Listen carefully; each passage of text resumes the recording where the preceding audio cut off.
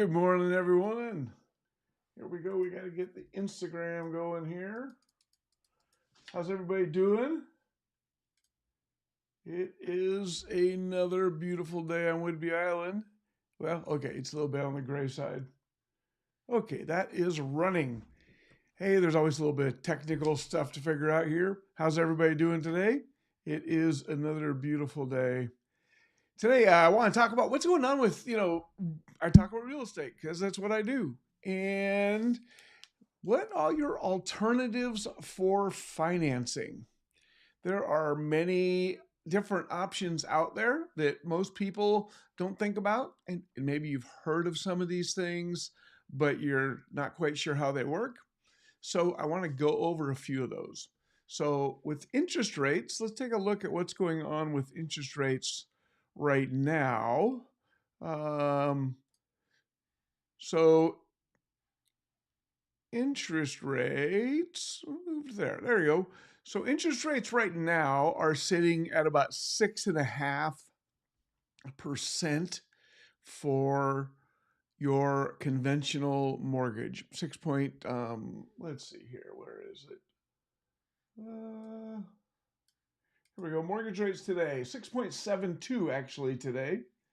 6.72%. And with a VA down at about 6.3, FHA is about 6.3. If you do a fixed for only 15 years, you're down to 6.13%, which makes a big difference. But you got to be able to afford. You're going to have a higher payment. You're also going to save literally hundreds of thousands of dollars in interest by doing a 15-year mortgage. So that's a big deal. So interest rates have been coming down. And why are interest rates coming down? Because there's some uncertainty in the market, in the stock market, in the economy. What's going on? Inflation is holding steady, but the forecast, a lot of financial advisors, economists are concerned with some of the things going on in our economy, that we could be headed for a recession. Some people even say the big D word, depression. Sure as heck hope not. But if we're headed for a recession, so what happens is people start moving their money, and then that lowers the treasury bills, and the mortgage rate follows the 10-year treasury very closely. So, if anybody has any questions, you want to hop in here, feel free to pop in. I can bring up some questions. I would love to answer any questions you have live. I don't necessarily have every one of the answers, but if I don't, I know someone to call that I can get the answer from. So as you look at buying a house, it's a huge investment. And if you are not paying cash, and currently about 24% of all homes are being bought with cash. So those cash buyers out there are not worried about interest rates, and they are taking advantage of the fact that it's a little bit slower market than it has been. They've got a little more negotiating power. So we are still in a seller's market to balanced market right now. Things are moving in that direction. We have more inventory coming on, and sales are picking up. So, but for a cash buyer, that is an opportunity. Now, if you're financing, of course, most people think about the typical 30-year fixed mortgage requires 20% down. That is very common. Now, you need to be aware that you can do a conventional mortgage with as little as 5% down. Now, granted, once you put less than 20% down, you're going to be paying PMI, which is private mortgage insurance, on that loan. So that adds to your monthly payment, and it would depend on, number one, how much that insurance is going to cost you is going to depend on several factors. One being your credit, two being how much below 20% you're putting down. If you put 19% down, that mortgage insurance isn't going to cost a lot. If you put 5% down, that mortgage insurance is going to be a little more expensive. But that is an option. So you have to you're making up for lack of having cash in hand to put down on the home, but you need to have a little bit more income so that you can afford that extra payment. The next type of loan, and this we're still talking about kind of normal loans, would be a FHA loan. An FHA loan is available to people. There are some income requirements, but you can put as little as 3.5% down on an FHA loan. And there is a mortgage insurance factor built into there a little bit. Some of it is paid as part of your closing costs up front, and some of it is paid as part of your extra payment, part of your mortgage payment as a primary or private mortgage insurance for your FHA loan. But it gives you ability to get in for 3.5%. That's a lot less than 20%. So that's a good option. There are some income limits. I don't recall what they are. Let me just do a little, let's see here. We are going to go all high tech here and ask ChatGPT, because usually, right? Are the requirements for an FHA mortgage? I don't like typing into my computer anymore. I find this speech to text thing works really great. So you have to have a credit score of 580 or higher in order to get do it with a 3.5% down, and you must have at least better than a 500 credit score to use an FHA loan. Let's see. So your down payment money. So here's something else to talk about. When you have down payment money, that money does not necessarily need to be money that you have in the bank. That can also be money you are getting as a gift. It can't be a loan, but it could be a gift. So if a family member, a parent, a child, a grandparent, an aunt, uncle, really good friend wants to help you out to get into that home, they can gift you the money. You will need a gift letter that explains that the bank wants something in writing stating that it's a gift, not a loan. Let's see. Your income to debt ratio can't be higher than 43%. Well, it can be up to 50% in some cases, but we'll go with the average. And you're going to need to have 2 years of consistent income and job record. So there you go. That's FHA mortgage. The next one is a USDA mortgage. And let's see what chat has to say. What are the requirements to get a USDA mortgage? See, we always talk to your mortgage lender. Your mortgage lender is going to have all the ins and outs on these different programs, and they're going to be able to look at it and get you qualified for the best loan that works for your particular circumstances. And that means, what is your income? What is your job history? How much money can you afford? What's your income to debt ratio? They're going to look at all those different factors and come up and they'll weigh them and look at the different loan programs and then tell you what your options are of which one is going to lower your payment the most, which one, you might put a little bit more money down, but it's going to have a lower interest rate.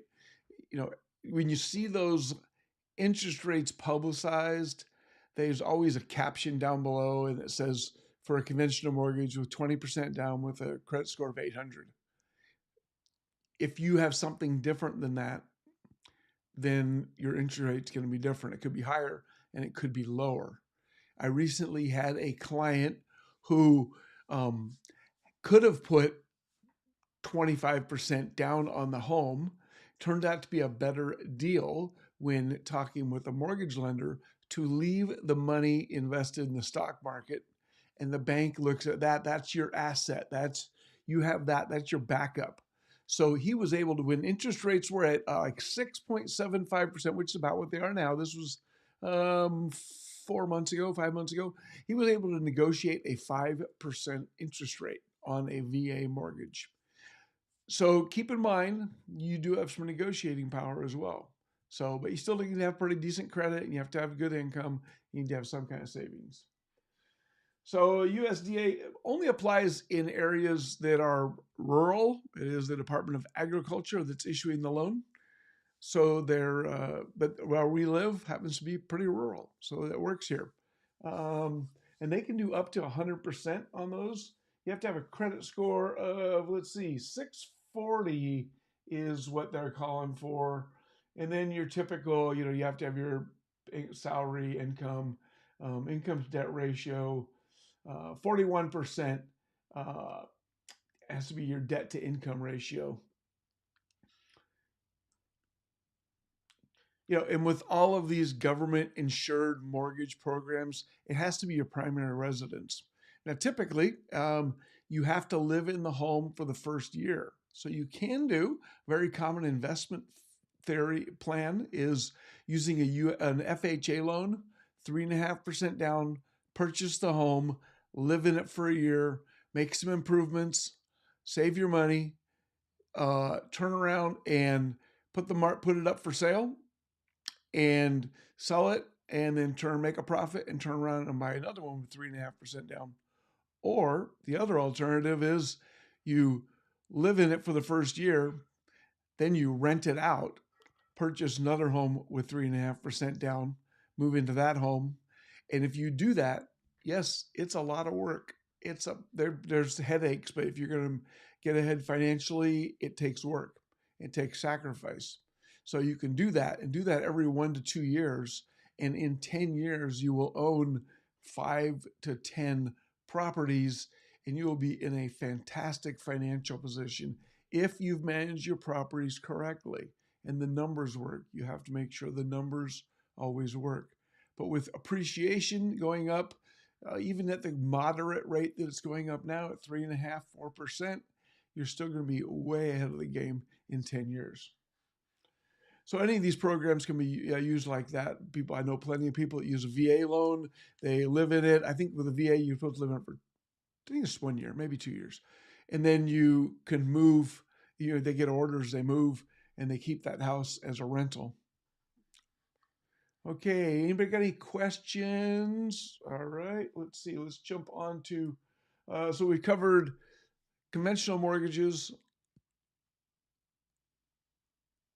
FHA, USDA, and there's VA loans. So VA, you have to have veterans eligibility, VA eligibility, which you get from serving in the military. If you do that, you can use that to purchase zero down mortgage, which is fantastic.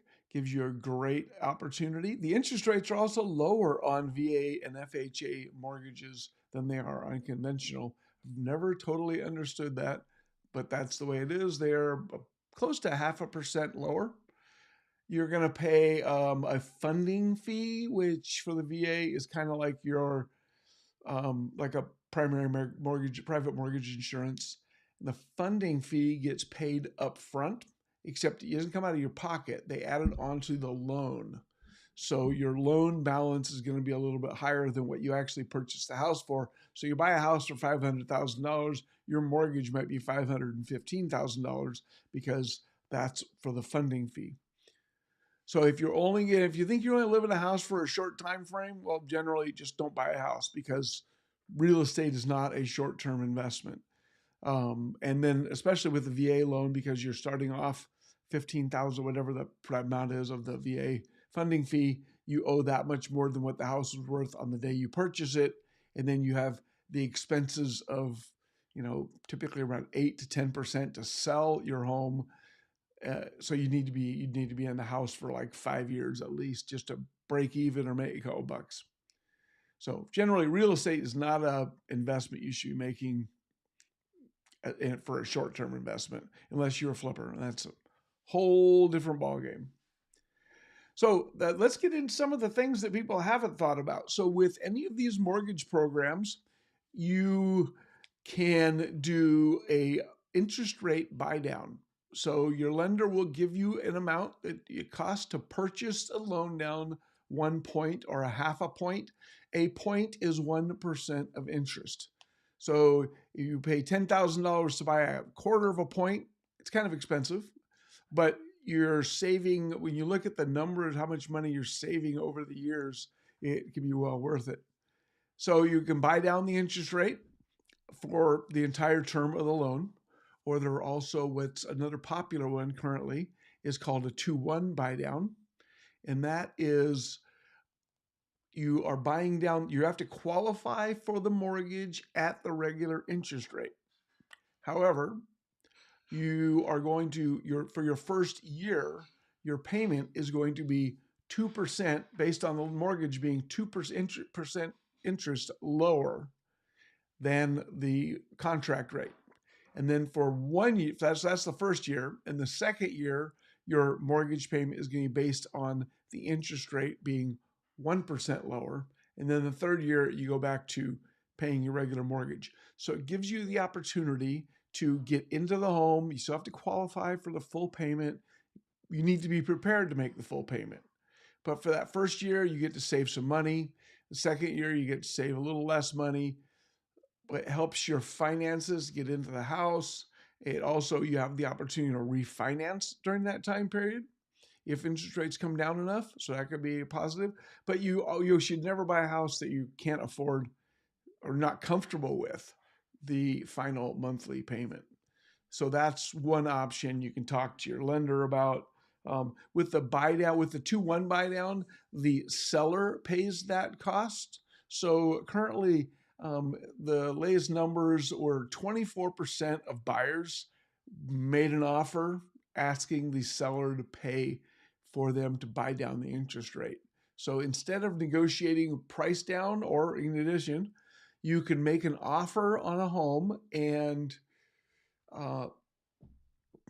include in that offer for the seller to pay $10,000 for a 2-1 buy down. And then it's not coming out of your pocket, it's coming out of the closing costs.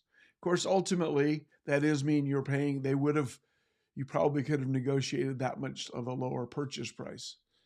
But you got to find out what's going to work for you. And that's where working with your mortgage lender, working with your realtor to find the balance between what's going to work right for you and your financial situation and that particular home. So another mortgage product that's not been so common recently, and it's still not a super great deal right now, but they will get better, and that is an adjustable rate mortgage. So adjustable rate mortgages, let's see. Adjustable rate mortgages are a 7.6 is at 6.3%. So it's not quite as good as a VA or an FHA mortgage. Years ago, they were a significantly better deal, but they still give you the opportunity to get in a lower price, lower payment. Your interest rate is going to be fixed for a number of years. There are many different types of ARM mortgages, adjustable rate mortgages. Your interest rate is going to be fixed for a certain number of years, and then it's going to adjust based on some index. So when interest rates go up, your mortgage rate's going to go up. If interest rates go down, your interest rate's going to go down. Typically, they are not a 30-year mortgage. They usually have a balloon payment like this one in 7 years. So you need to be ready to refinance it in that time frame. So it can be a useful product. At current interest rates, I don't think they're such a good deal. Okay, we've talked about that. Assumable. Okay, next, assumable mortgages. So people bought homes in 2020, 2021 with 3.5% interest rate, 4% interest rate. Wouldn't you just love to get that interest rate? What if I told you you could have that interest rate? You can. It's just going to cost a little bit. So people, if all government fund-backed mortgages, so VA loans, FHA loans, and USDA loans are assumable. So you can take over that mortgage. So you take it over at the existing interest rate and for the term that's left. So if they bought it 10 years ago, they've paid off 10 years, so you have 20 years worth of mortgage left. If they bought it 4 years ago, you've got, and it's a 30-year mortgage, you've got 26 years of mortgage left. So, but how does this work? So number one, you have a little more money up front, typically, because so let's see, for an example, they paid $400,000 for the house in 2021. And the house is for sale for $500,000 today. And they have a 3.5% interest rate mortgage. You are going to need to come up with the difference between the 400 and the 500,000 in part of your down payment. Now, if you were already doing a conventional mortgage, those numbers kind of match up. So it's a great opportunity. And you just need to, but you need it, and sometimes it takes a little while because the mortgage company has to go through the process of transferring the mortgage, and they're not making a bunch of money. They're not really making money on this, so they're not as motivated as they are when you're getting a brand new mortgage.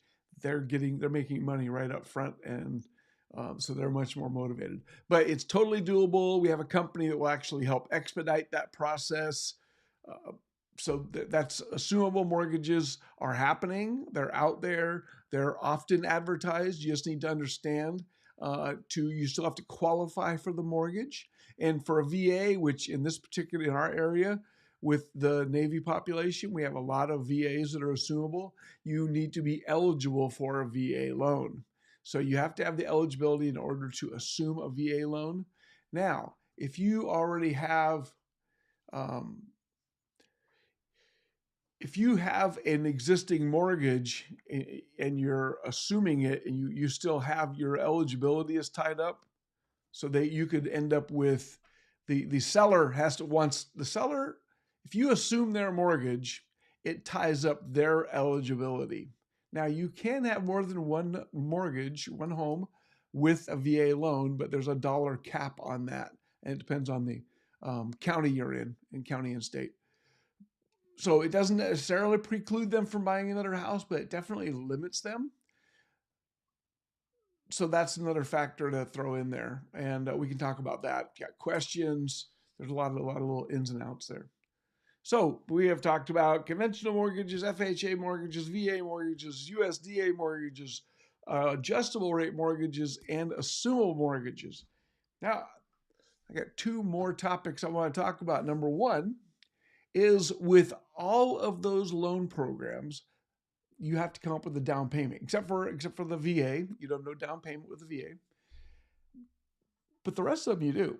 So typically we run into first-time home buyers. You either struggle because, number one, you don't understand how to buy a house, and that's where you need to find a real estate agent to explain the ins and outs to you. Number two, you don't have the down payment money, so you're worried about that. And then you need to find is there a way to get around not having the down payment money? Number three, you don't have the income. The income is the biggest one to get around. You need to have the income. The other ones we can negotiate around. So we can, with the income, we can get you in something with a lower interest rate by buying down if you have some cash in the bank. But if you have worried about down payment, one option we have is, well, there's many options. Actually, I'm going to show you here, is that we have, there's this down payment assistance program. And at this website here, and I'll put it in the notes down below, this gives you the ability to find out about down payment assistance programs. And down payment assistance programs come in a variety of different forms. I can't spell my own name.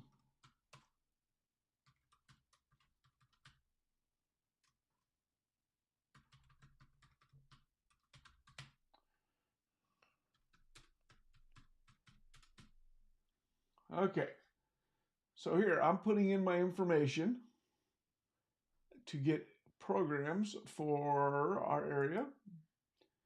And there you go. And look at that. It's going to send it to me, and then I'm going to call me and get information. So let's go back here.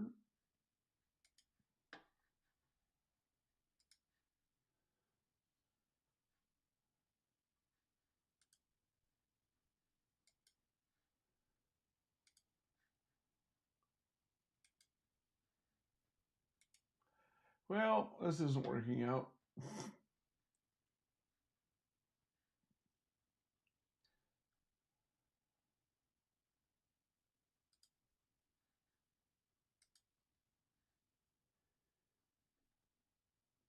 I'll do this another time. I'm not going to waste my time on it. So that website will let you put your information in there, and then it will send it to me. Or if you have a real estate agent, then it'll ask for your information. If you don't, it's going to send it to a random real estate agent, or in this case, that's my page. It'll send it to me. I will look up and find the programs that you're eligible for, that qualify for the area and the homes you're looking at, and then we'll have to look at your particular circumstances, your financial situation, to see how you qualify. So I work with a couple of different lenders that specialize in this. There are several programs out there. Last I know, there's 16 that qualify for Oak Harbor area for single family homes. And some of them are an outright grant. If you live in the home for more than so many years, they give you the money. You don't have to pay it back. Some of them, you're going to have a monthly payment as part of that down payment assistance program. So you have to have a little extra income. And then some of them are going to, they're only due and payable when you sell the property. So it helps you get into the house. And when you sell the property, you have to pay it back. But there are income requirements. You can't make too much money. It depends on where you live. There's a lot of different variables. Some of them are for certain employers. If you work for a certain company, there's literally hundreds and hundreds of down payment assistance programs that apply in different places for different people. And I'm going to just do a whole nother video on that at a different time. And then the last thing I want to talk about for alternative financing is seller financing. So about 40% of all homeowners own their homes outright. That means that they can finance the home for you.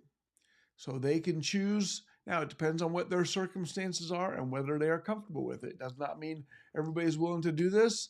And it doesn't mean you can come in with no money down and expect a 4% interest rate. I had somebody call me up one time, and a guy called me up, was interested in a listing I had, and he wanted to make an offer on it. And I wrote the offer up, but at the time, interest rates were sitting at about 7%. And he wrote the offer for like 5% down and 4% interest, which was just laughable. Most people aren't that desperate. I don't know anybody that's that desperate for it. You're leaving too much on the table that way as a seller. Typically when you're doing seller financing, they're expecting the buyer to put up a pretty good chunk of change for a down payment, often more than the 20%. Although I've done it with 10 or 20%. And then the interest rate is typically higher than a regular mortgage rate, because if you were qualified for a regular mortgage, then you would get one. Seller financing has its place, and it's always worth asking. It's definitely worth having a conversation about, because it does work. And very few times is it advertised. And sometimes the seller's never even thought about it, nor has their agent. And so presenting it properly, because there can be a huge tax savings to the seller in some cases for not accepting all that money at one time. Depends on the property, depends on their circumstances. But if it's presented properly, oftentimes it will work. So there's another option. So I hope we've enjoyed that and have talked about a lot of different ways, some alternative financing options. And I'm going to do another video on the down payment assistance programs. I'll probably get Jonas in here because he is an expert on those programs, and have a conversation about that. All right, everybody have a fantastic Saturday, and we'll see you on the next video.